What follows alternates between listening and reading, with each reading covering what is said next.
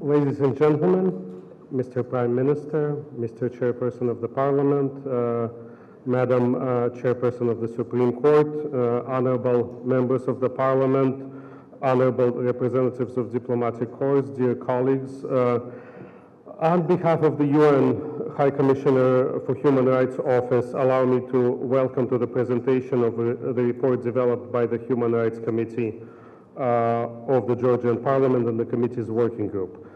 A compilation of recommendations on prevention of torture-related issues that was developed by international and national human rights monitoring bodies, which our office put together, will also be presented. We are pleased to see that such high-ranking representatives of the Georgian authorities are attending this event, which speaks well about the interest and firm commitment of Georgian government to do its utmost to combat torture and other forms of inhuman treatment. We have been witnessing the efforts of the Georgian authorities that were made to fight torture and ill treatment, especially in the penitentiary system. And this were positively assessed by the United Nations Special Rapporteur on torture and inhuman and degrading treatment, Mr. Juan Mendez, during his visit to Georgia last year.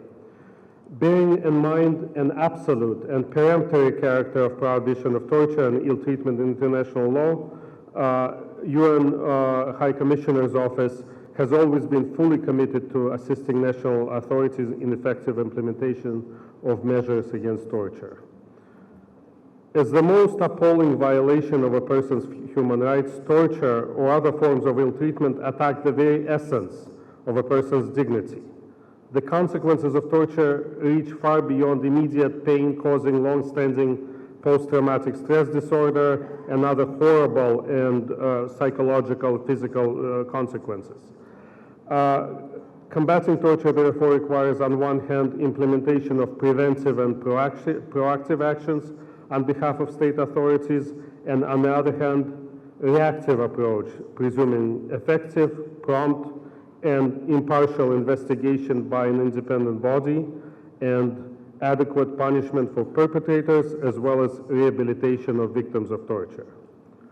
To this end, the OHCHR presence in the South Caucasus is pleased to present the compilation of recommendations developed by international and national human rights supervisory bodies aiming at an effective prevention of torture in the future.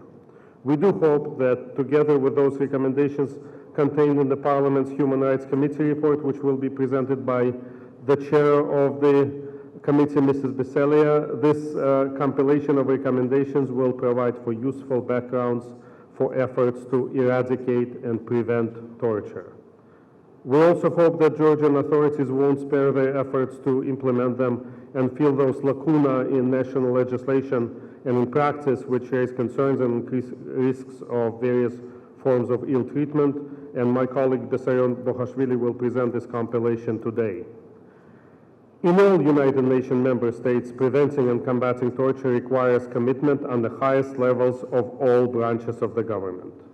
Hence, OHCHR would like to thank Ms. Beselia, the chairperson of the Human Rights and Civil Integration Committee of the Parliament, for the attention that the Parliament has been giving to this issue, and would like to thank you, Mr. Prime Minister, to you, Mr. Chairperson of the Parliament, for participating in this event, as it sends a very clear message of commitment of Georgia to human rights. And I would like to thank all of you for attending the event.